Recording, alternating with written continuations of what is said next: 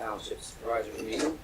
I'll call the meeting to order at this time. I'll invite you to join the board as we stand and pledge the flag.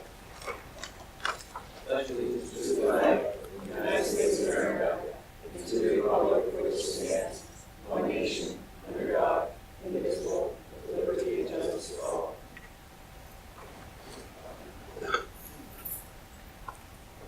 Okay, at this time we'll have the roll call. Jerry Long, Present. Arthur Zerbe, Here. David Limbach, Here. Michael Reiner, Here. Elizabeth McGovern, here, Carol Martin. Okay, this time we have slotted for public comment session time. I limit it to 4 minutes each to give everyone a chance to speak before the board responds. So at this time, if anyone would like to make the comment, please state your name and then you may get started.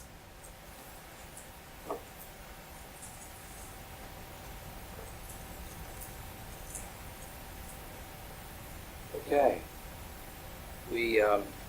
I may allow some questions later on during the meeting, so don't think you'll be totally excluded. At this time, then, we'll move on to, we have a guest, John Warner from the Adamstown Rod Gun Club. Hi, nice to meet all of you. I'm a contractor for representing the Adamstown Rod Gun. We just got our permit approved to construct a small restroom facility down by their pavilion. I know Quinn Holler, he wrote to the board to notify that we were interested in putting a septic tank down there for the facility, and he advised me that it was denied. He said it wasn't really explained to the board, it was just notified. So I'm here to explain the reasoning of having a holding tank there at this point. It's a seasonal facility. It will only be open to venues. It will not be open to the membership 24/7. It's just going to be just for a rental for the venues held there. They have a limited budget at this time, so my suggestion to put a 1,500-gallon holding tank, dual compartment, in right away, that they can monitor the flow and usage until they were able to promote it and use it more and get it out there that they have a nicer facility now. The problem with renting that facility is they did not have nice restrooms. That was a big holdback, so it was really holding them back from being able to promote that, use that facility to generate income. So the first step is get this in place. We have the holding tank there. They have the new septic system there that is available in the future, that provided this expands and they're able to rent it out more and generate more income. At that point, we could put another 500-gallon just pump tank behind that and tie it into the system. But at this time with funds and what they don't know what the volume yet, I said this would be the first step. I was told by the club that they used to have to report all the time to Technicon every time the clubhouse would pump. They've always reported it, so anytime it will be pumped, they said they have no problem reporting everything. They've always been really good about that. So what we're looking for is permission right now to get this facility up and running and use that tank, monitor the flow and usage of it, and if it's at the point where they are using it that much and it would be cost effective to tie it to the system right away, that's the game plan. But right now, they have no idea. I mean, it might be pumped once a year for the venues and what they're running out. So right now, to try and do absorb the cost to tie it into the system right away in order to use it, it probably kill the project. And it's what the club's trying to do. So I mean, they just don't have those funds readily available to do that at this time. So that's what we're looking for permission from you. Are there any other bathroom facilities in any of the other pavilions? No. There were older outhouses that are all filled in, but they're not used anymore. So anytime they do have them, they get porta potties there. But you know how porta potty goes with, especially with weddings and things like that. Right now we have 3 porta potties down there. Yeah, I've seen them down there. It's $280 a month we're spending for 3 porta potties a year. What's the approximate distance between this new pavilion and where you have to tie into your existing? So to where we have to tie into the septic, Yeah. probably about 8, at least 800 feet. Yeah, Are you familiar with this?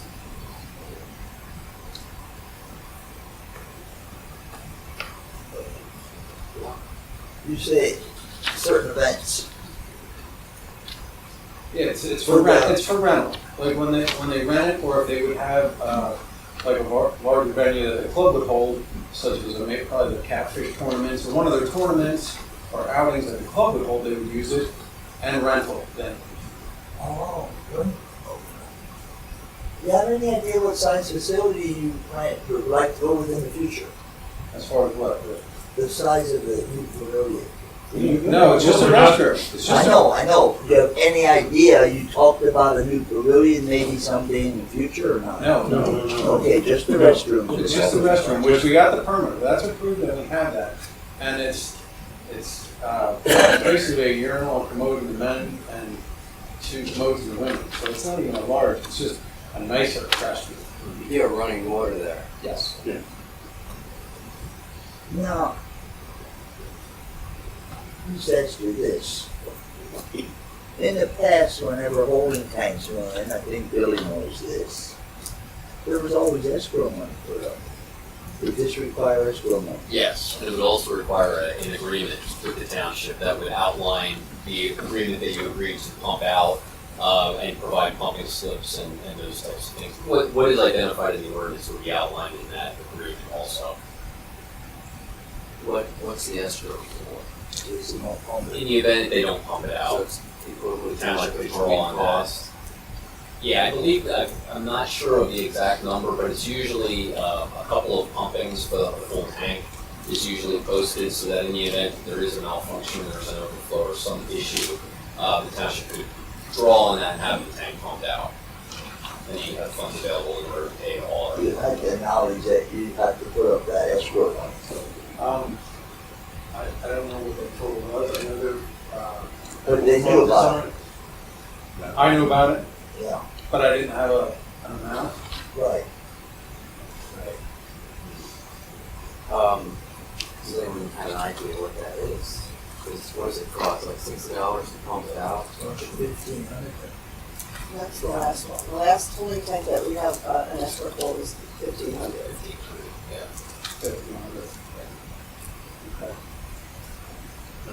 That would cover multiple pumpings. Right. Yeah. But does that stay there forever then? It does. Yeah, that's As long as, as long as now, they don't Do now, away with it. they'll do, if they do away, if at some point in time they would hook up to their system. And we've had others, where then the public sewer came through, in other cases, and then we just restored the funds. Well, am I wrong? It costs $60 to pump it out.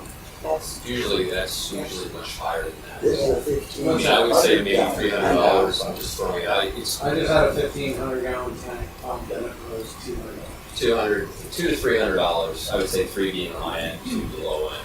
So that's Isn't $1,500 I a was lot of escrow? Stephen? not typically. I can tell you about one property that till we got into the surplus, and when they went to sell the house, they owed us $6,000. That was over near the golf course. Not us, the sewer guy. The tank, they put a tank in. Well, it was a mess. Getting picked up and everything. So it is a new, brand new 1,500 gallon dual compartment that Quinn's gonna be inspecting. I mean, everything's going in, everything's inspected, so it's new. It's not, I'm not dealing with an older. I said, Carol's asked me about the amount, and I said generally I've seen $1,000 is usually the low end that a township will start at, and it usually goes up from there just based on usage. Is that based upon some ordinance we have that requires the 1,500, or is that something you can decide tonight? That I don't know the answer to that. We'd have to check your ordinance to see, Yeah. the escrow might be, in the ordinance, it might say an amount determined by the So supervisors. supervisors. I'm sure it probably says that, but don't take my word for it, typically that's what it says. Well, I spoke to Jason Cole from Northern Lights, and he recommended that we allow you to do the tank. That we allow you to do the tank. Oh, Um, well, the escrow's not a problem. No. Okay, The okay. trustees just said that was fine, so that would be wonderful. What are your thoughts? I don't see why there should be a problem to do it. I would have to put on.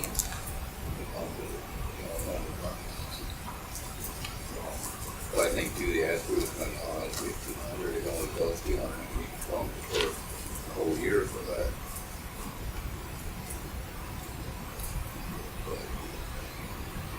It's not just the pumpings, it's also then in getting the solicitor involved and, correct? Yes. Yeah, it's not just the pumpings. Okay.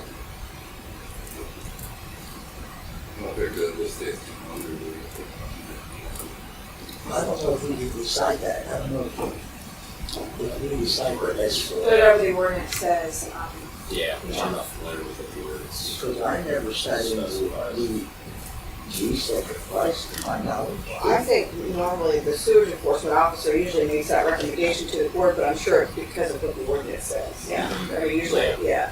Sometimes the escrow amount also takes into consideration the agreement that we have to prepare. We typically prepare those agreements, and usually the fees to prepare those agreements will be paid by the applicant. It's not much, but, usually takes a half an hour to an hour to prepare one of those agreements. Okay. Do you want to make a motion or statement?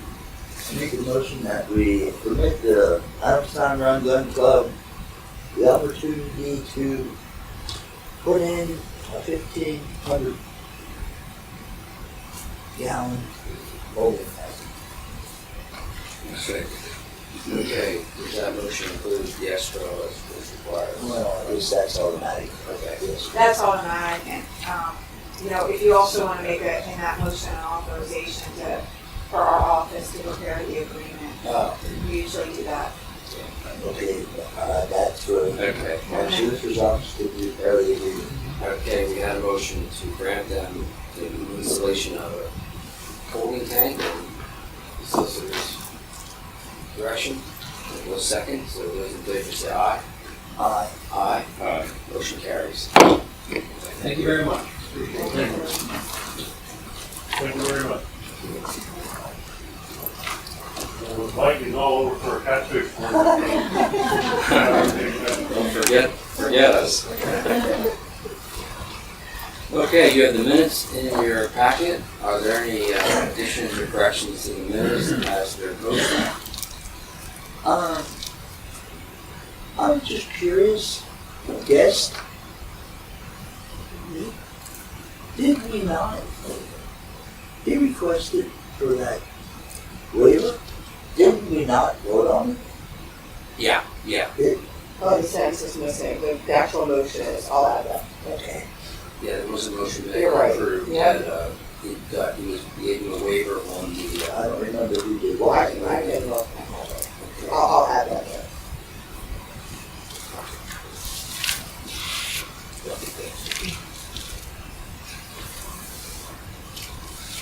is there any other discussion?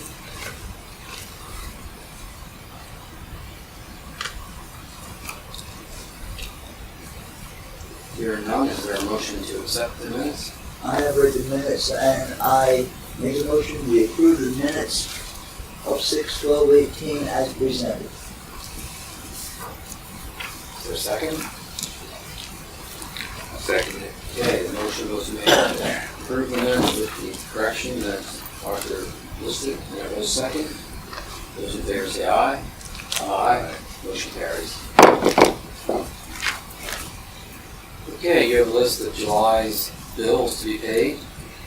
Total $49,334.42. Are there any questions or discussion on the bills? Yes, Okay. page 2. Yes. The Bowmansville Park electric from one. They made the estimate, sometimes they don't read them every other drum, so. Because if they were playing ball games, they say at $50 a night. Well, that means they have to play more than one ball. I don't even know if they're playing ball games, right? Oh, yeah, they are. Okay, Yeah. but when you have, can somebody find out? Yeah. Why that's so Hold on. much Yeah. higher than our township? It probably was an estimated one or a makeup one from an estimated one, but I'll look for you. If they pay $50 a night, They pay $40 a night. 40 night, I know they had a couple last week, but they had one this week where it's $300 electric.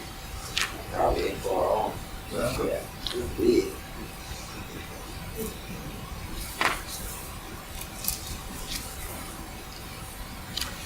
Any other questions?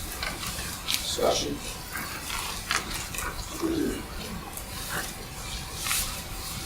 What's the last, very last one, the WG? Actually, not the last one, page 3, WG American Company. Fix the water floors in the water.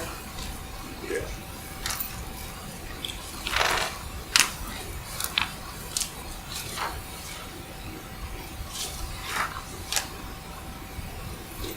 Okay, if there's no other discussion, I'll make a motion that we approve the July bills to be paid at a total of $49,334.42. Second it. The motion is made and seconded. Those in favor say aye. Aye. Motion carries. Okay, we have reports. We have the roadmaster's report, and I think he's On vacation. vacation this week. Yeah. Okay. Is there any discussion on his report?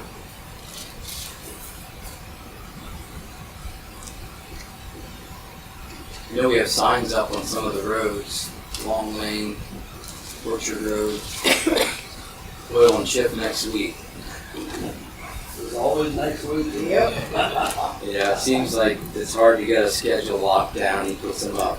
So, it's, those of you that see them, it is in the near future, but it may not be exactly next week. They keep putting us on.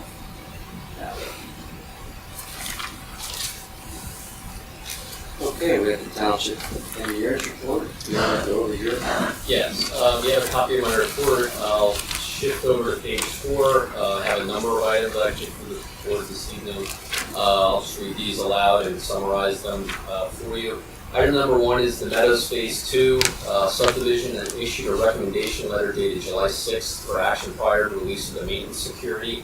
That's a punch list of items that need to be corrected in order for the maintenance security to be released for that subdivision. We're at the end of our 18-month maintenance period. Item number 2 is the Boulder Hill Properties Andrews Way development issued recommendation letter dated July 6th for action prior to release of the maintenance security. That's the same issue. I do want to report that both of the roadways and the curbs and everything are in good shape. It's down to some incidental items related to the tree plantings and some monuments and as-built plans and removal of sediment for both of those streets. Item number 3 is the Randall Martin Builder Stormwater Project issued a recommendation letter for financial security dated June 25, in the amount of $2,375. Item 4 is the 514 Willow Street, that's the Kevin Warning property. Issued a financial security release in the amount of $21,423.90. Item 5 is a financial security recommendation letter dated June 19th in the amount of $2,600 for release.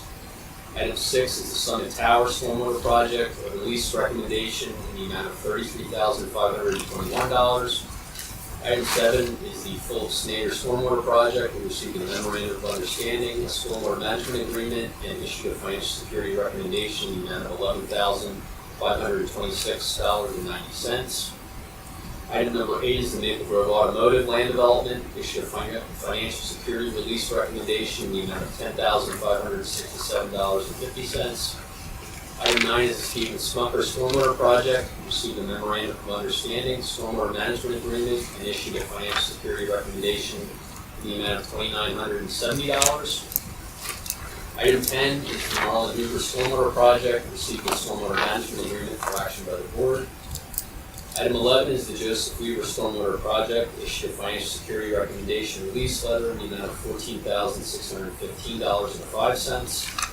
And item 12 is a financial security recommendation, a release request in the amount of $11,131. Okay, does the board have any questions for any of the 12 items that the township engineer has recommended for action or approval? Yeah, I'd like to ask the first two. Why must we approve you to issue a letter of recommendation? Well, what we do as far as the development is concerned, we issue a recommendation of a punch list of items that remain to be addressed by the developer. So essentially, you're just authorizing or affirming my recommendation as far as the remaining issues to be resolved in that subdivision.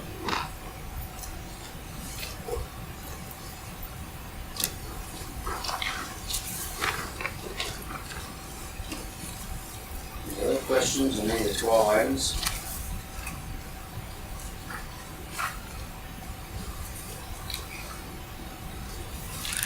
Well, I'll make a motion that we approve the 12 items that the township engineer has recommended action and approval on. Is there a second?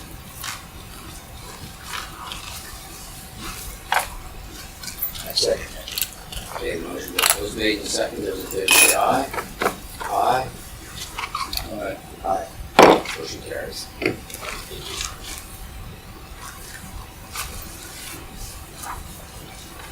Okay, you have your SEO's report in your packet.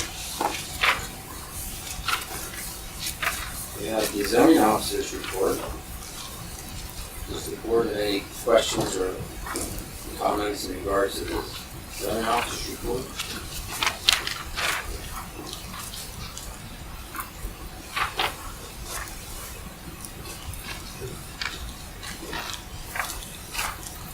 Okay, does the solicitor have anything? I do. We received the conditional use application, well, the township did, we received a copy of it, for conditional use for 1399 Balmansville Road. And the applicant is RJS Investments LLC. They're requesting a conditional use for their property located at that location. It's in the RM Residential Medium District. They're proposing a 2 4-unit apartment building on the existing 1.062 acre lot. Right now, the property has a single-family detached dwelling. Well, it had. It was lost in a fire in the spring of 2017. The property is served by public water and public sewer and on-lot water. The problem with the application is they are requesting that we schedule a conditional use hearing. However, they are asking that as a condition of the approval, if you would approve the conditional use, that they would not have to provide a water supply report as required in section 110-72 of your ordinance until after they receive the conditional use. And just to let you know, 110-72 specifically states that the applicant proposing this type of development shall prepare a water supply study, which shall be submitted to the township engineer for review and comment prior to them receiving any approval of a conditional use. So I talked to Mike about this. I sent Mike an email. He said that you recently, or it was amended. I don't know if you want to add anything I'm trying to remember regarding what this. year. I see it recently. It was probably 4 years ago now. Maybe it was longer than I that. think it was like 2010. But it was in response to another development that we had in the township where water issues became involved after the zoning approval was given. So what happened was that the time period for review of the actual land development was prolonged as a result of not having a water study in place. But the zoning had already been approved at that point for the number of units. So we amended that section as a result of that issue that was in the past to alleviate this exact issue, because you don't want to approve a zoning entitlement as far as number of units on a property until you know that you have water supply on it. Right. And that was primarily the reason for the amendment, so. But their problem is they don't wanna do the. They don't want to do water it study. because of the costs involved. However, because you have this specific condition in your ordinance stating that this must be submitted to the township engineer prior to approval of a conditional use, legally, you can't place it as a condition on the approval. What we can do is either reject it and say it's incomplete, they have to comply with the ordinance, or they would have to ask for a variance from this section, or we could schedule the hearing, have, open the hearing, have the record, open, give them the opportunity to present it, but we would of course have to continue it until they would provide the water study.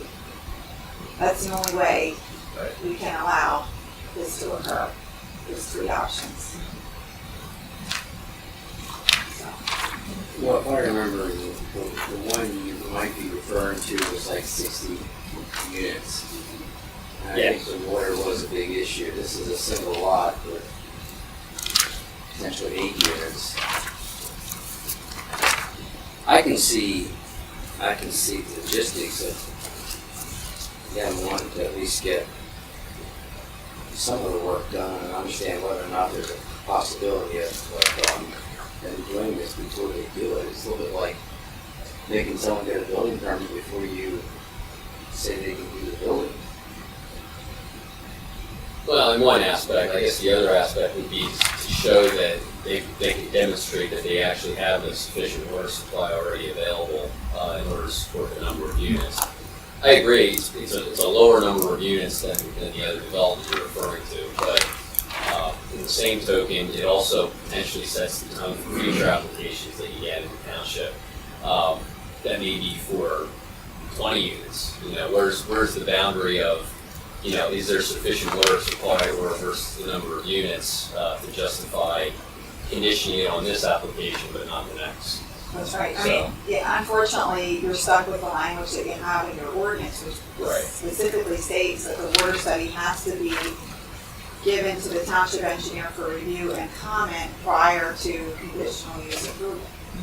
So you can't grant the approval on the condition that they supply it. It's conflicting with the ordinance.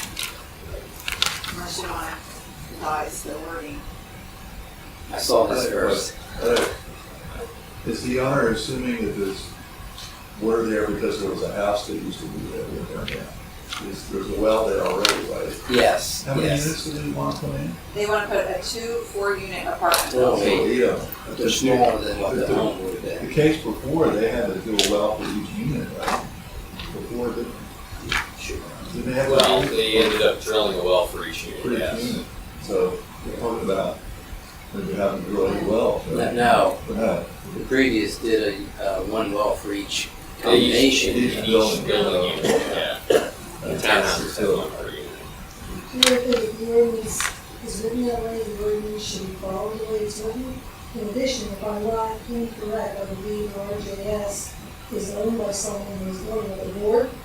And so therefore, if you make an exception, it smacks a little bit of favoritism, whether that is the intent or not, it's just a perceptual issue. So I strongly recommend and hope that you follow the ordinance.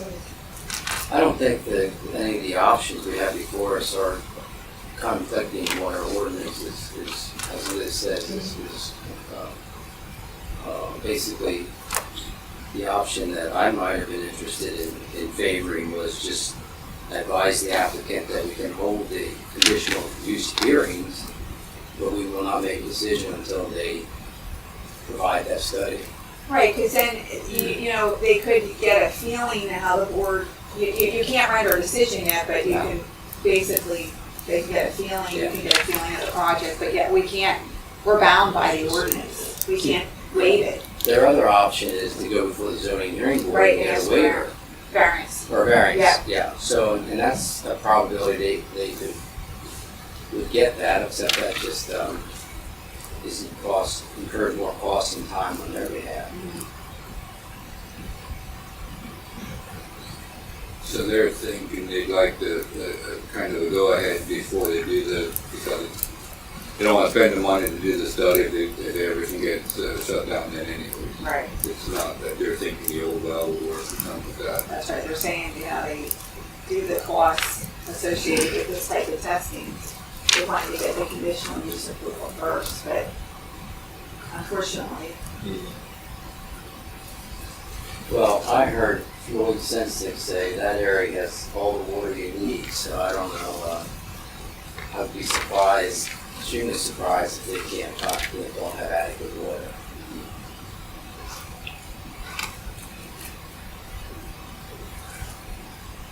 Your thoughts, Art? No, the main water supply, the big source of water where it really is laid, according to Floyd, is right through Ferris First, where the ironstone meets the sandstone. That's leading through there. Now, I look at them at this. We gotta watch we don't set a precedent for the future. These 8 units are going next to Brookside. How many trailers, how many water usages are in there? I don't even know how many mobile homes are in there. Do you know, Leo? I think it was around 16. I'm not 100% sure. So we've got that many wells in the vicinity already. I think that's a common water supply, but Yeah. it's not many users. Right. Sure. And one of the concerns is every time you hear a project other than a single family home somewhere, is what about our water? For years we've been hearing, what about our water? I believe when you go through with us something like this, you should keep us in mind, keep the board in mind, that you don't have to make changes in the future for other people. I think they should go through with the water. That's my opinion. And they should do the water test prior to getting the paperwork for the facility. Our ordinance does require exactly what the water requirements are. So even if we were not making a decision, you're saying don't even conduct the hearing before, the public hearing before we do a test.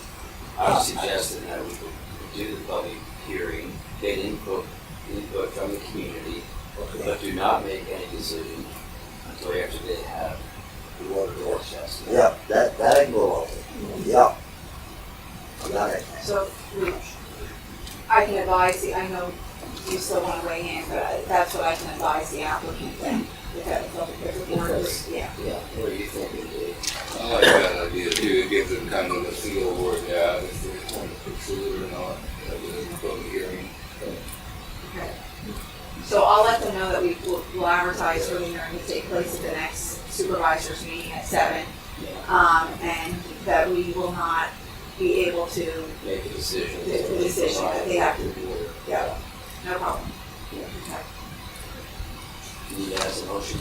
You don't need that as a motion, because you're just following the ordinance, but I just want, procedurally, I just wanted to make sure we were on the same page. Do you have any other? I don't have anything else. So we completed the reports. Is there a motion to approve the reports as they were presented? I make a motion we approve the roadmaster, engineer, SEO, zoning, and solicitor item as presented. I second it. Okay, we had the motion to approve the reports. It was second. Those in favor say aye. Aye. Aye. Aye. Motion carried. Okay, next we have Park and Rec. And I understand they did not have a meeting last month, so there's nothing on the report from the Park and Rec. We do have a survey that they presented, and the board critiqued it a little bit, but they did not have their meetings, and they did not give any feedback. Do you want to discuss whether we continue to hold off on that or separate the survey from? That's the board.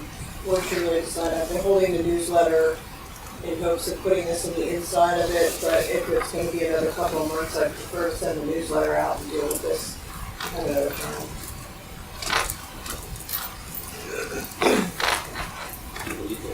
Whatever it takes to find out if the project is going through, to get it in order now to save time. If you know what I mean. It It's could, not really, I don't think. We're talking about the park survey oh, okay, okay. versus. Oh, that, Yeah, you're- I'm sorry. That's fine. The township had prepared a newsletter to go out with information to the community. And as Carol said, she was waiting for I'm sorry. the survey. Yep. I would suggest that she go ahead with the newsletter and let the park rec critique this survey as long as it takes. It really probably is provide data for next year's planning anyway. We might get a, really the only reason I was doing it was because of the postage mainly, but we might get more response if it's sent separately, just because it's not real in the newsletter. Yeah. Maybe it'll get a little bit more attention that way, so. So I'd suggest you go ahead and finalize the newsletter and get it out. Okay, the other, you okay with that? Yeah. The other item on our agenda is the Brubaker House. And this is something which Jim Brubaker worked to transfer his farm over as a park. It was not a hometown discount, so township paid market value, so it's not that we owe Jim anything, but he lived there as long as he wanted to. He moved out a year and a half ago, and so the township had to decide what they're going to do with the house. It needed a lot of work, so we replaced the roof. We did a lot of things to bring it up, to fix it up. There were some people that expressed interest in buying it, and like Marty told them flat out no. There was a family interested in renting it as a private residence, and we felt that did not do justice to the community either. And so we did have one of our residents approach us to use it as an education center or place to meet, and that's what this discussion is heading toward.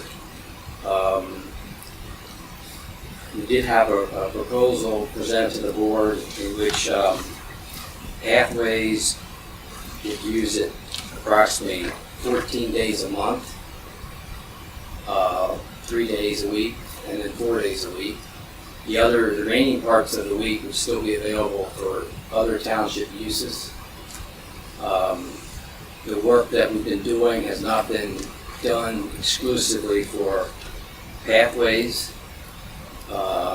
They're in the process of putting outdoor bathroom facilities in the garage that could be used for anyone that would rent the site. It could be a nice spot for a wedding or a tent put up.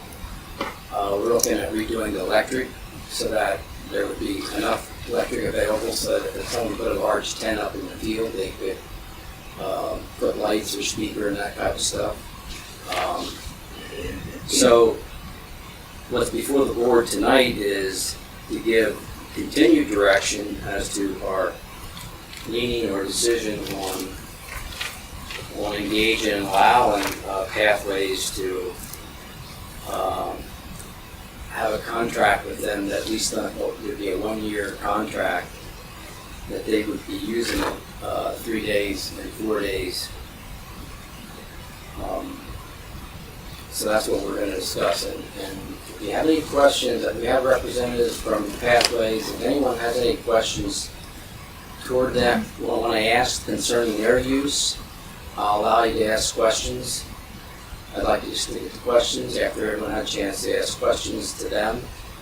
If anyone wants to make any comment or statement regarding it, I'll allow that then. So at this time, if anyone has any questions concerning potential contract with Pathways to utilize it as an educational opportunity,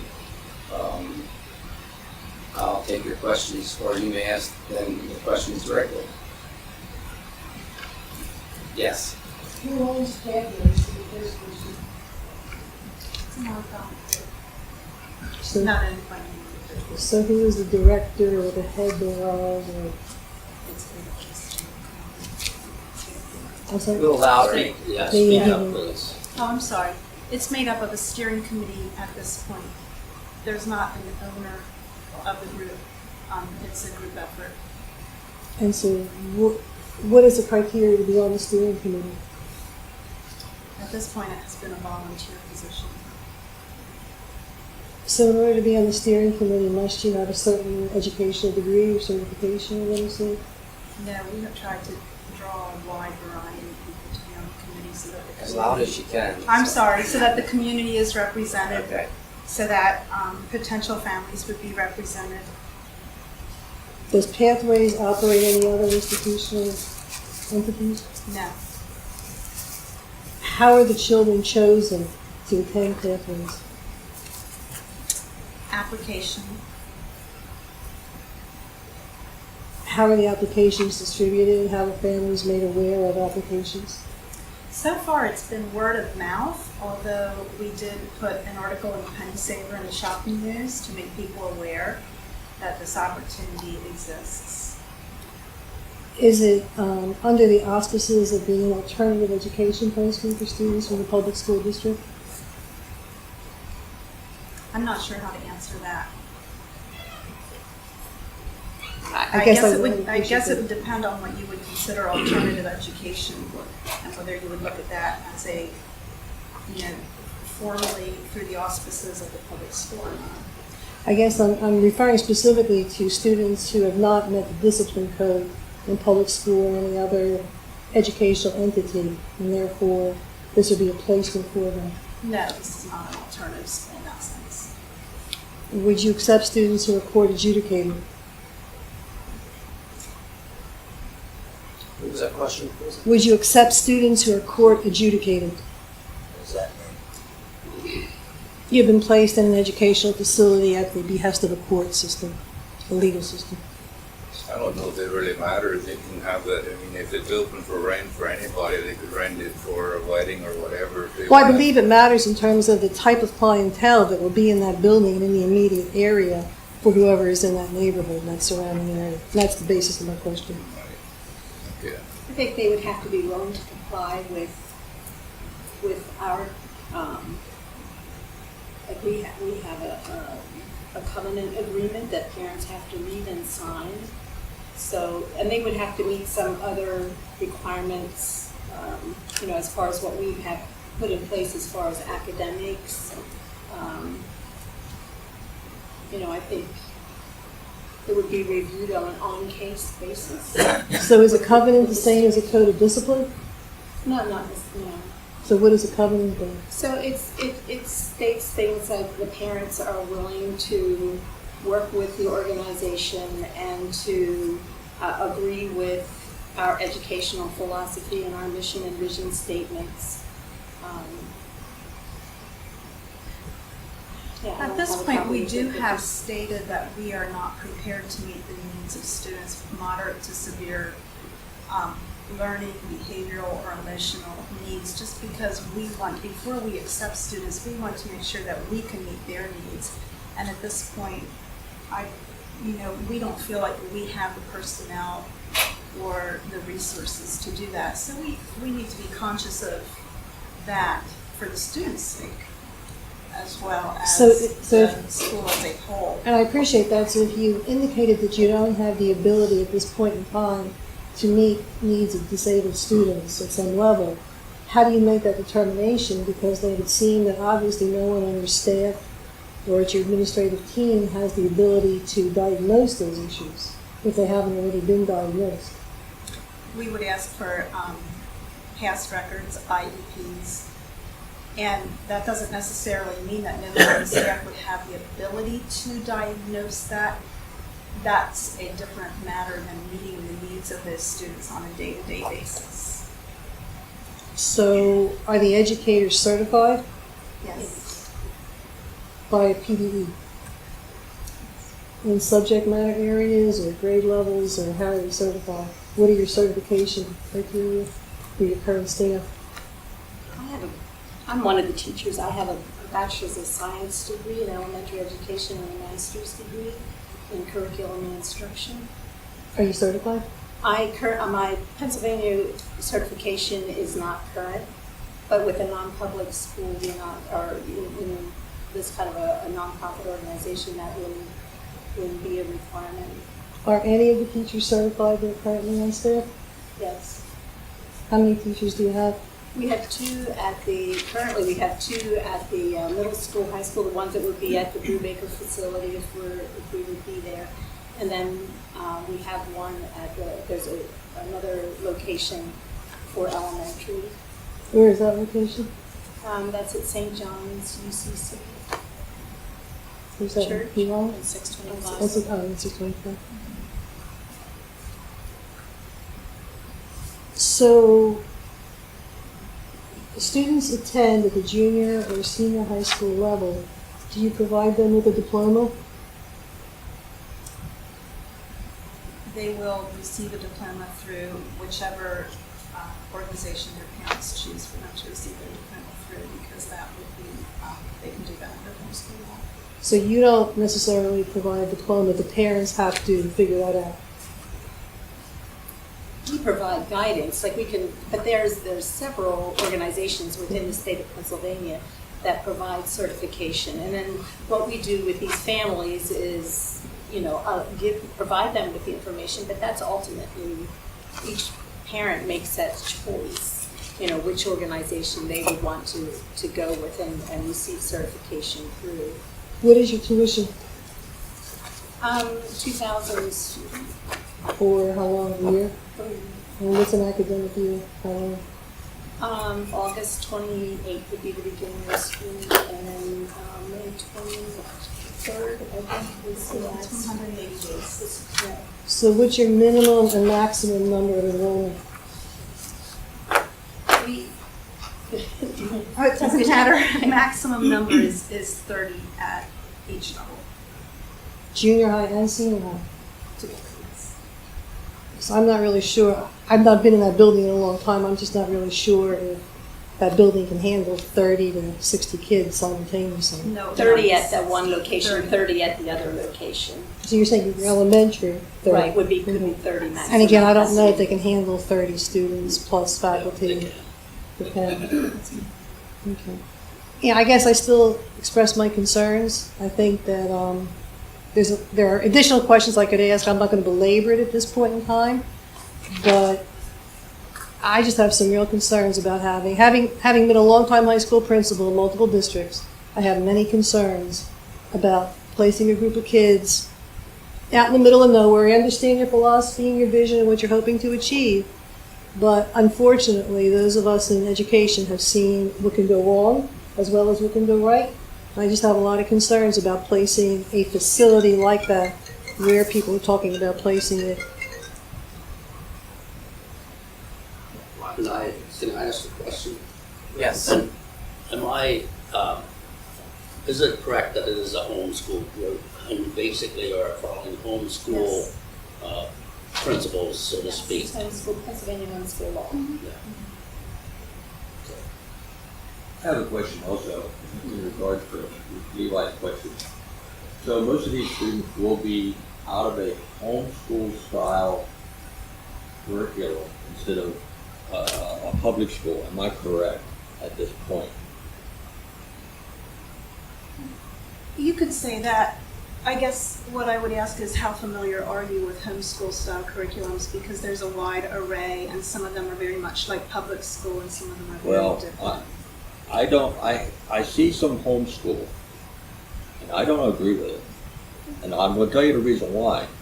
Because some of the educators they think they're an educator and they are not, because they do not provide, the ones that I've seen, they have not provided a good enough educational back, because their background isn't education. Even though they have a college education, doesn't mean you are an educator. It takes a certain person.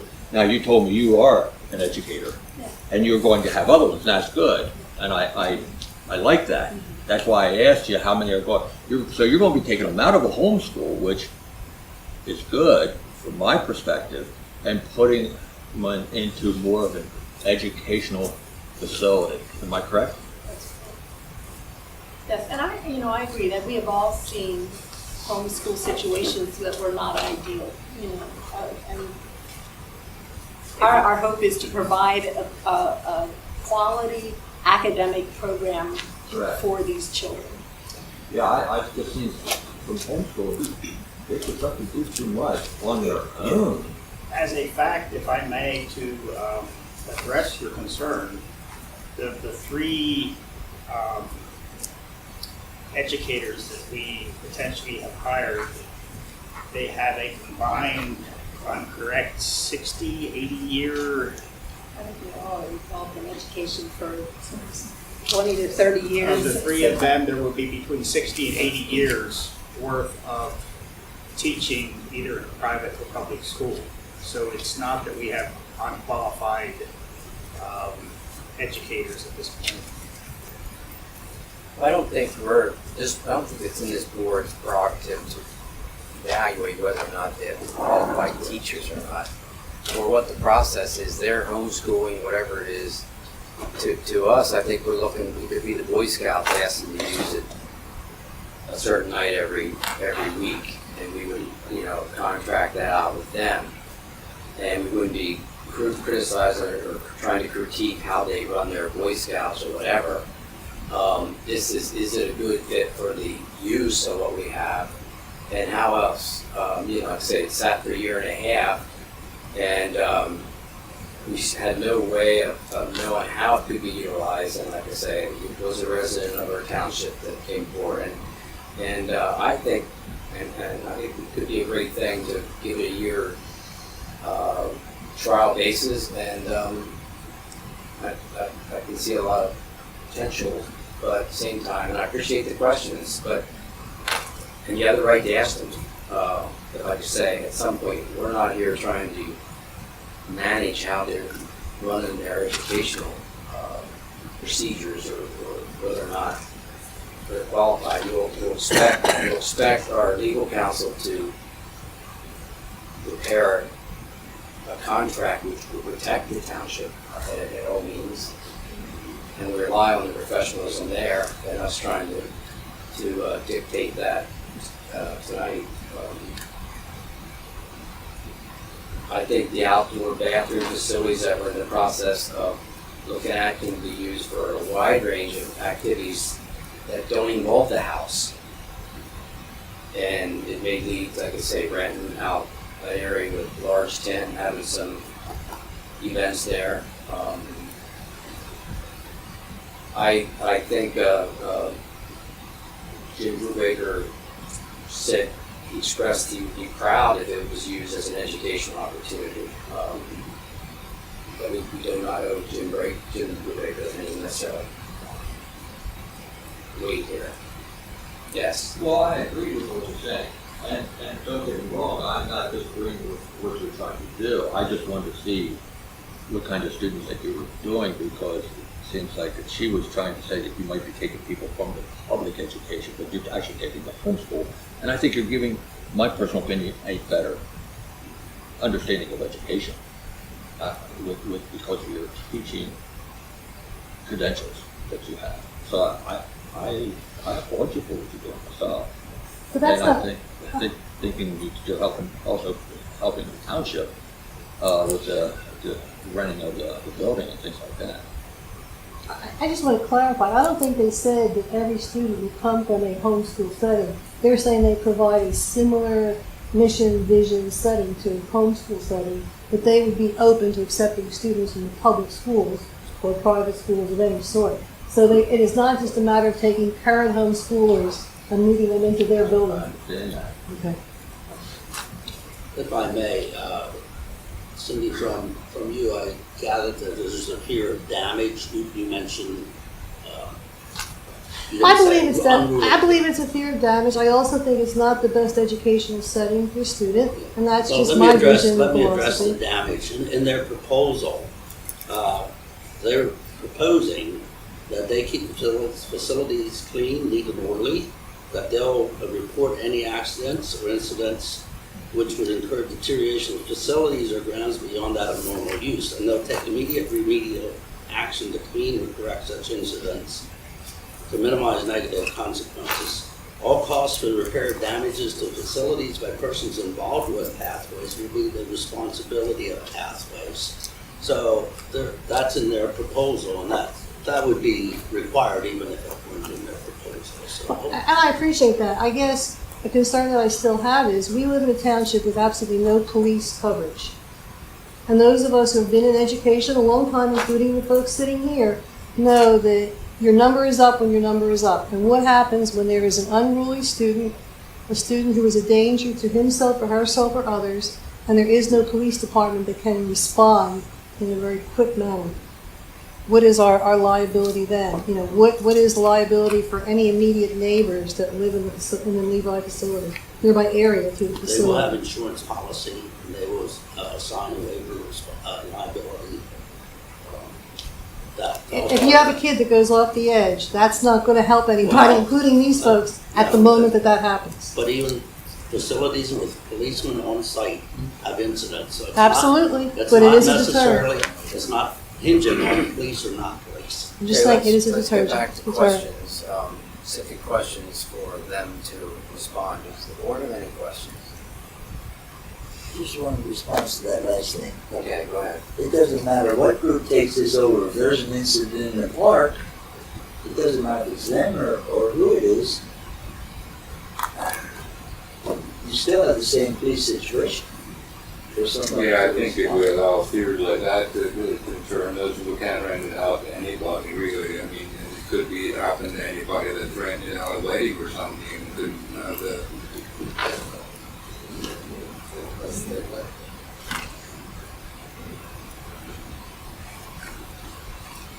Any other questions? Any general questions that also? I have a basic question.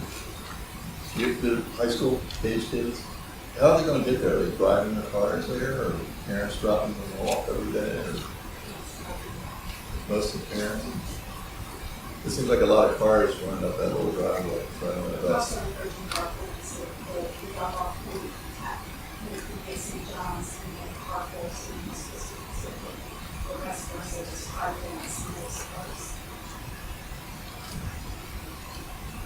I guess I'm looking for questions specifically to them. When they're done, I can take a comment period and general questions from the board if that's what you're referring to. Okay. Any other? I really don't have any questions because everything that I would have questions is pretty much in the proposal, you know. Once you read through it. Yeah, yeah.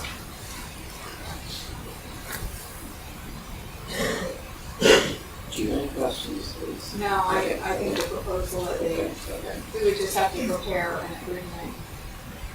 No covering. Okay, well then I'll close it to questions to them. And if any of you have any, want to make a statement or a general question to the board concerning this, now's your opportunity. Yes? So, did Mr. Brubaker need a certain amount of money to maintain that building? No? No. No. So it all township funds are going into the maintenance at this point? Yes, Okay. yes. And if you're talking about, I'm not aware of any. We did get 10,000. The only thing we got was from PP&L. PP&L gave the township, because of their location out on 625, they were required by law to do something for a municipality that would be useful for the entire township because of its aesthetic look. We got $10,000 that must be used for a facility or location that can be accessed by the whole township. Now, that money has not been used yet, but that's the only funds that we have, other than general fund. And I guess my other comment is, I'm not very sure how only one group became aware of the fact that this property might be available, so that always concerns me. And also, another comment, if there's a newsletter going out, perhaps the fact that the property is available, and if people want to make suggestions about alternative uses, they can contact someone at the township. Again, it just seems one group or one person knew about it, and nobody else did. I come to all these meetings, I didn't know it was going to be up for grabs.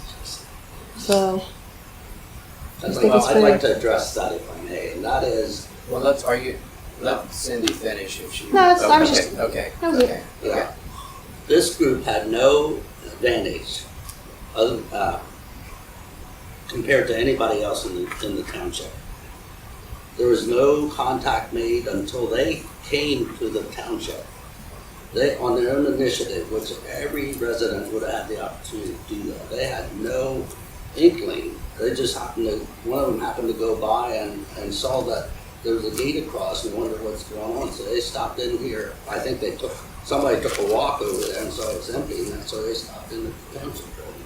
So they had no advantage and no, there's no selection process or anything other than they took the initiative to inquire about it. Another thing is, our Park and Rec board knew this was going to be empty someday for 2+ years. I mean, it's something that was brought up. What's going to happen to the farmhouse? It's come up fairly repeatedly in township meetings. What are we going to do with the farmhouse? And a decision has to be made. It sat there for 1.5 years. It slowly deteriorates. And to put it to use, especially if it's going to be educational purposes, Jim, I'm sure, is proud. If I could talk to Jim today, he loved the children. The land here, Ray Young, if he knew that part of his land was a park today, he would be so proud, it would be unbelievable. But there were people that had knowledge that this facility is available, but there's only so many uses you can actually use it for. I think the concept is getting broader now than it was even the potential, in people's mind even 6 months ago. Yeah. Yeah. I Because guess, yeah. it's gonna be, they would use it 14 days out of 30. So it's gonna be a lot of available time for others to use. Mhm. And the agreement would be that if others would come in evening or weekend, they'd have to make provisions so other people can use it. That's part of the agreement. Or would be part of the agreement. But again, I would just like to see the availability of it advertised to the entire township. I mean, whether I agree with it or not is a whole other ball of wax. No. It's just the availability to everyone. At this point, it's not available to anybody yet. They're kind of hoping they can use it and pushing not really pushing, but because of them things are moving more than they might have been otherwise. So it will be available for people to use. And at this point, it's not available yet, so we can't advertise it for anything. It's not available to anybody. It's not usable. And that's what we look at. I'm looking at it from the point of view that you had cast a wider net and let people know that you have this building that may be available for different uses. Ask someone else, ask others if they are interested. That to me makes sense. I mean, these people lucked out. They came across the gate and they saw it and they asked the question. Well, not everybody drives down that way and sees the gate, As soon as it's available, I'm sure there'll be advertising and in the newsletter and whatever that anybody that wants can use the website. Okay, Website. Up until this point, we couldn't look at people and say, this is available. Can you come and use it? We had no idea what it could be used for. And as far as when the next newsletter goes out, should the group get it, the weekends, the evenings, the days they're not there, I would like to see in the next newsletter that We'll have to be the one after this one, because it's okay. Well, could you send something? No, it's too early yet. But to let the people know that whole place was paid with tax dollars. It's not mine, it's not anybody else's. Let the public use it. As long as it's used as an educational thing, let people use it. Let them get a hold of the Board of Supervisors, the Park and Rec Committee, and ask for the use of the facilities there. And it's there for the public to use. So, are we gonna have to do this every time we have a vendor approach it, or what? Well, I think it's a learning curve for us too as we work through this. I tried to think what it could be used for. It's not real, it will handle 30 people, I don't doubt that. We found out that if we rent it out, we have to pretty much close off the upstairs because the upstairs aren't accessible for handicapped people. So I just think there's just a small window of opportunity that someone can take advantage of. A place for senior citizens to maybe meet. The rooms aren't large enough. We would take some. I consider, and again, when you're just trying to think, what would you do with it? Do we move it? Do we move it up along long lanes so it's easily accessible and someday, maybe when 20 years from now, when we outgrow this or the maintenance doing happen, it's part of the township complex. You know? Again, I'm thinking 20, 30 years out. Well, that seemed impractical. We tried to come up. I think initially this is a good starting point, and that's why I'm in favor of say let's do it a year and see how it works. I don't know any other groups, that has some bases out of our township that would use it. Do we move? It wasn't a great place to have even like the Park and Rec Committee meet there or the boards meet there because it's, if you're just meeting there once a month, the room is only, the room's only a third of the size of this room. It's just, if we can preserve it in its historical setting that it is and have some help maintaining it, and it helps kids with some environmental projects and we can advertise it more as it becomes a usable facility. Currently, if they start using it in August or September, they're going to have to temporary toilets until the bathrooms are finished. So, it's not perfect for them either at this point. But How do you determine fair market value for rent? Now just that. Yeah. I don't think I should. Well, Dave, you said you looked at some daily rentals, and again, when it's a year contract or year commitment for 14 days a month, obviously it's at a discounted price what it would be for someone just per day. I'm suggesting that we have them do services in lieu of cash payment, where they provide improvements to the facility using their people and their staff that would offset them actually, getting a payment. Where the township gets the full benefit and maybe even better value what's being done to the property instead of them depositing a check and we mix it with everything else and who knows where it ends up. But back to your question, I don't. And that'll be an evolving thing too. We may find out after a year that that needs to be adjusted. We're all kind of just sticking our foot in the water right now to see what the temperature is, and don't really know. You say there's not going to be any charge. I did not say that. I did not say there'd not be a charge. I said I would favor getting services in lieu of charges where they perform certain things. Like state parks, Pennsylvania state parks use similar systems where it goes out for a competitive bid where people that, like Marsh Creek Park and French Creek State Park, where the person that runs it does improvements to the facility. They put in a boat ramp or they put in handicap bathrooms and they do stuff like that in lieu of making a payment to the state, There's no cash transfer. possibly. And I didn't say that's happening. I just said that that's something that I would favor if it can be done in the best interest of the township. You know, again, they would have to provide projects that they would do in the township, where they're putting in duck houses and wildlife refuge area and put a value to that, and they would do this stuff. Again, I'm just throwing, again, this is a first venture for us, and they may not be interested in that. But I think in the state level, when the state does it in their state parks, they get more value out of it because the person that's doing it can do it better than the state doing it.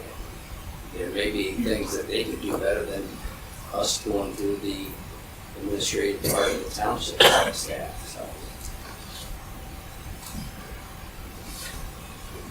Yes? You might want to ask them how many labor hours they put in already in good faith. I know, I appreciate, I mean, we know that. I don't think the public knows. Do you have a number?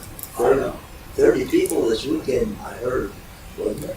Yesterday, we were about 325 man-hours, and so far in outside maintenance, weeding, brush clearing, cleaning out the house, the junk. We actually had a volunteer come in who has, does demolition as his job, and he helped in tearing out some of the things that aren't going to be used free of charge, volunteer hours. Cleaning out junk, cleaning. Yeah.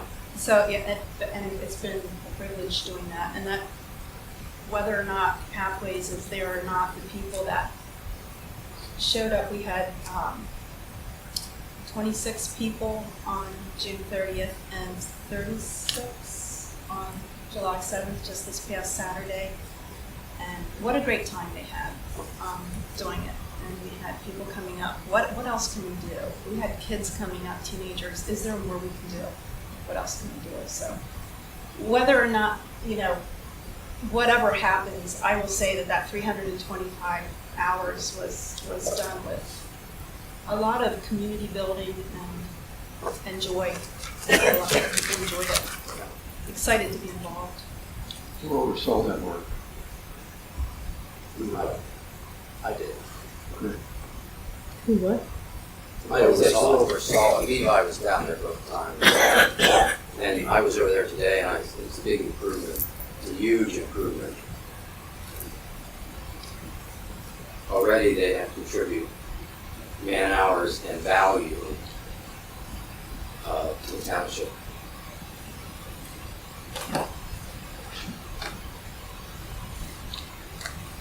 Anything else?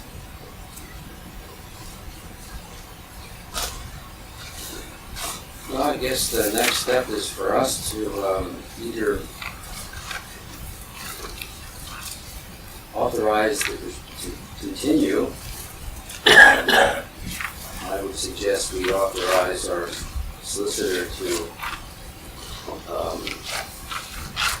finalize the proposal with them, with the township's interest in mind, and protect our interests, but that we possibly would go into a 1 year, 9 month, this is a school year, 1 year contract with the 3 days, 1 week, 4 days the next, and then if there's additional days, you'd have to clear it to the township. It would not be automatically reserved for your group. Is there anything I'm missing that we want to? Well, on page 4 of this, the last page of this,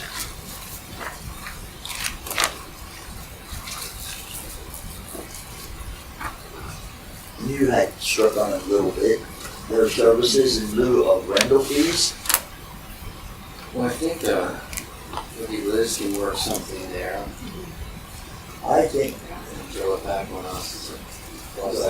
I agree with that. The services from them, the services from Boy Scouts, Cub Scouts, Girl Scouts, you know, different groups, educational, environmental projects. Because like I said before, this belongs to the people of the township. We don't need to have people coming from Philly, area-related people. Well, so much has been done volunteer. And I can't even begin to tell you how many hours you put into that work. Volunteer labor. We're talking tens of thousands of dollars. And nobody's special. I put hundreds of hours in without a penny of pay for years. It should be worth something to give our taxpayers a break. You know. And others, what Jim put in volunteer hours, Gary put his share in. Raymond Zima, Claire Young, Paul Wise, he put, I think, Levi, didn't you? My Bob, didn't you do some work volunteer? You got paid for everything you did. Oh, well, then it's volunteer. But I'd like to see that to where people can use this facility and give it a year and see where we're at. This is nothing we're going to be making. We're not here to be making money off of this. We're here to provide something for our residents. And I'll tell you, when I met with Noel Wanger, a good portion of this, portion of it, was grant money from the senator. Senator Wanger came to me several times through the years. I knew him well, and he said, Arthur, you never asked for grant money. He said we had no need to. Leroy Zimmerman gave us grant money for the Eagle Nest Pavilion. And then the day came when wanted to buy this. I got hold of Noel Wanger. I said, look, we could use some grant money. And he gave us a good chunk of grant money. You know, so much of this was put in by different people. They told me that day when I met with his staff out there, not city, township, federal, county, to their knowledge, we have the largest township park, municipal, in the whole state of Pennsylvania. There is not other that they know of. Let's use it. Let the people have it. And I'm not in favor of just trying. We really shouldn't turn this into a big money-making deal anyway. Well, I think we should give Liz direction, though, that they must provide records of value added. And it must be, and I think we should agree to, it can be worth $10 an hour. And so they must provide that, and it must exceed $400 a month of value. Just mowing the grass is going to have. But they have to document it, just like, and then it should go through the zoning officer to verify. What value is $400? Minimal, yeah. And it can vary, they can build credit for the next month. They have enough credit for a while right now. No, they have to document it first, and they have to provide the Levi.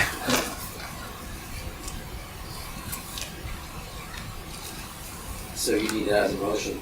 Yes, just authorizing our office to prepare the I'll make the motion that we authorize our solicitor to prepare the agreement. Check the interests of the township and allow pathways to engage in a contract for one school year as a trial basis. 3 days 1 week and 4 days the next, and any side that they have to get a check reserved through the township. Otherwise, those days they can assume that they have reserved. Is there a second? Second. Okay, the motion is made second. Those in favor say aye. Aye. Aye. Aye. Motion carries.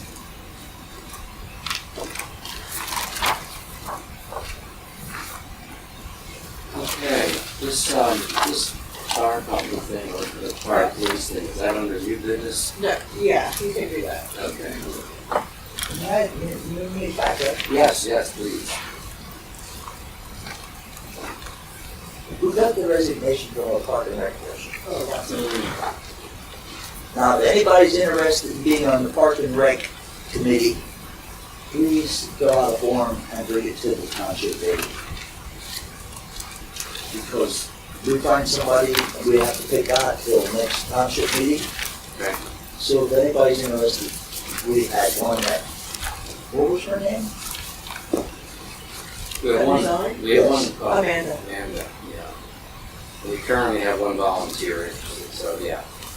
So anybody interested? Yes. It's actually on. And they can do that ahead of time and we keep them on file. Sorry. No, I'm glad you brought that up.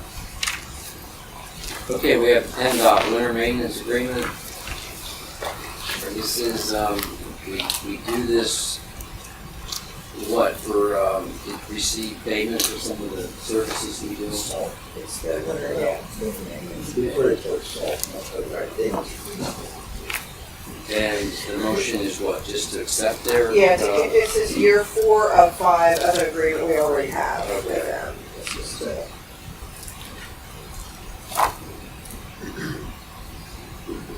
basically just accepting the Do we have a 4 motion? of 5. Do we have a motion to do that?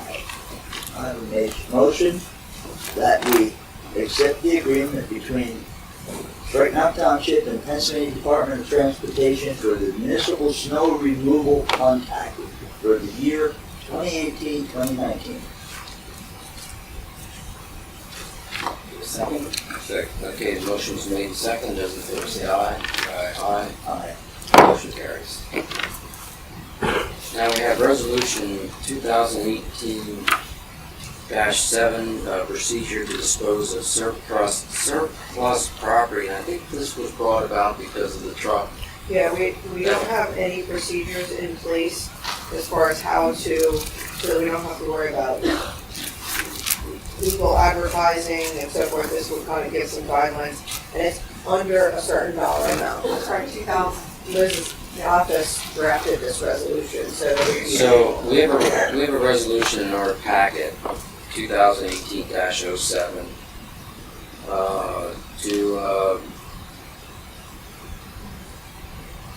It's procedures as far as. to adopt the sale of surplus personal property other than individual items for an estimated market value of less than $2,000 with an approval of Board of Supervisors.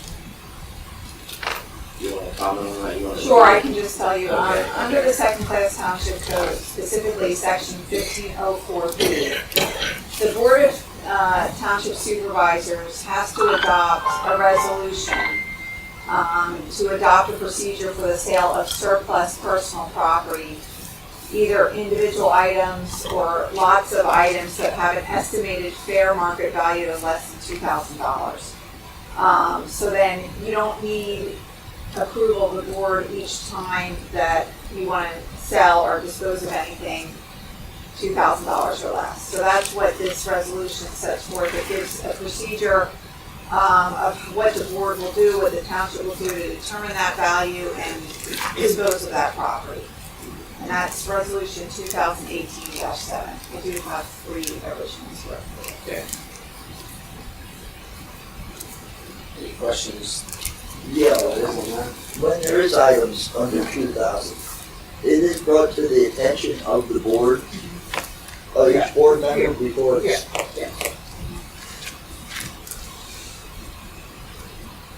This is just so we don't have to spend a lot of legal advertising. Right. To do it, because it's expensive to advertise anything anymore. Because I'm thinking of certain items that I want out. Yeah. Well, I'll make a motion that we adopt resolution 2018-07, which is to establish the procedure for disposal of surplus property with a fair market value of less than $2,000. I second. Okay, we had a motion, 1 second, those in favor say aye. Aye. This motion carries. Okay, next on our list is consideration of a cost of living increase. We did budget in our 2018 budget a 3% cost of living increase for the township staff and part-time people. I did have a phone call with Keith Brubaker from Brubaker Excavating. They did their cost of living in April, which exceeded 2% or 3%. I also had a phone call with Robert Zimmerman from A.B. Martin, and they likewise are being forced to keep up with cost of living increase. The school district tax went up 2%. This went up, everything goes up. And so I'd like to open up for comments or questions from the board here concerning whether we'd like to go ahead with the cost of living.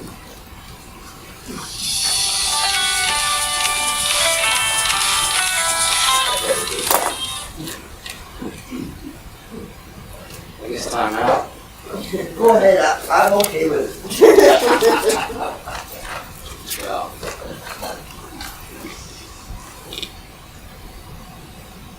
well, we can't keep doing that every year. We'll be out of the market.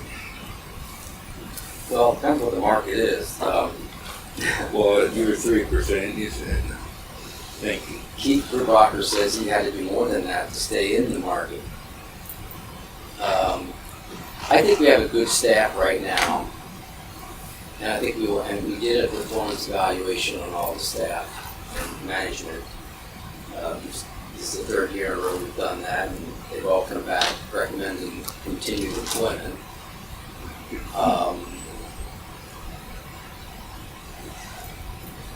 We'll have to do that if everyone else does it, or we'll lose. Yeah, well, we gotta stay in line, that's for sure. But currently, the 3% is in line with the survey of PSAT. To David's point, how many increases have there been over the past 2 years? Pardon me? To David's point, how many increases have there been over the past 2 years? So Typically, last year we did 3% in July also. Excuse me? Last year in July, we did our cost of living increase. Oh, much. I think it was 3% last year. Yeah, it was. Yeah. We had a number of years where there was none. And like I say, the hourly rates we pay are on the low side of the construction industry for our road crew, and they're on the low side of the survey by PSATs, Pennsylvania State Association of Township Supervisors, which puts out a survey on townships with up to 8,000 people, what the average low, medium, and high is on secretary, treasurer, roadmaster, equipment operator, snowplow operators, receptionists, zoning officers, and they do it every 2 years, and we're not out of line at all. We're probably on the low side by a good bit. Yeah. If you take the highs on the PSATs studies they did. So back to your question, Dave, whether we're going to do it every year, I don't know. I think we do each year as an individual standalone evaluation. I never did yearly increases in my business. I just gave people raises when they deserved it. When you're private, you can do that. You mean as a township we can? Well, I think you just have to justify everything. If you're talking about taxpayers' money, I think we did budget it.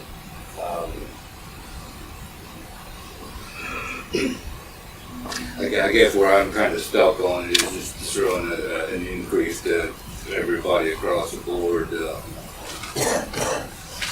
Well, if you start, somebody deserved it, you gave them a raise. If they didn't, you didn't. Well, beginning of the year, when we do the reorganization one, is what we would do the merit. If we think someone is deserves to move unilateral with the others, then we would do that at the organization meeting. Okay. And so that's where we've kind of gotten the groove now that we do the performance evaluations in the middle of the year and consider cost of living beginning of the year when we appoint them if we need to bring them. But we made some adjustments there that I think we have them all in a decent order. And now to maintain that consistency of each other, I think that a straight across percent is the best method of keeping them all relative to each other. So I would offer and make the motion that we go ahead and do the 3% increase cost of living to all the township staff, full and part-time, effective July 1st. I said, Okay, the motion was made and was second. Those in favor say aye. Aye. Aye. Motion carries. Okay, now you have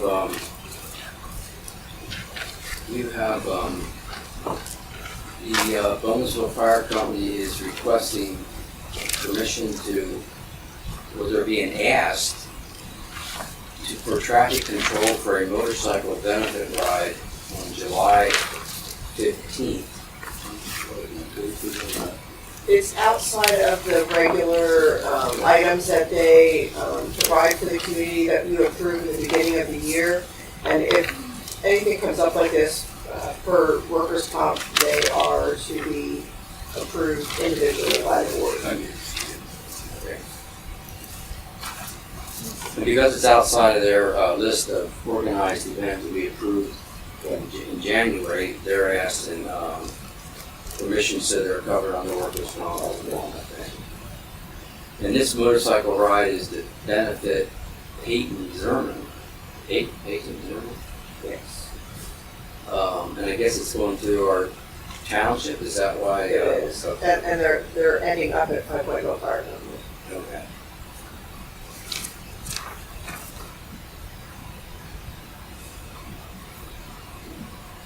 And but it's the Bowmansville Fire Company. It's the Bowmansville Fire Department's fire police. Right.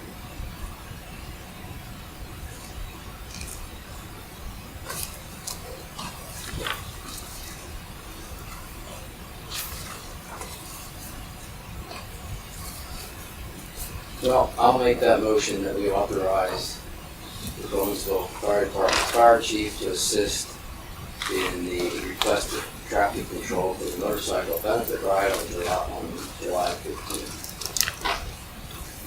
Second. Okay, motion's made and was seconded. Those in favor say aye. Aye. Aye. Aye. Motion carries.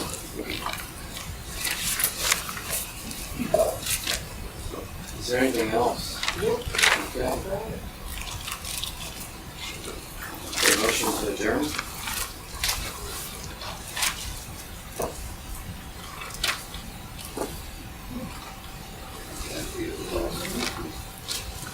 Make a motion to adjourn at 8:34. 8:34. Second that? oh, I second it. Okay.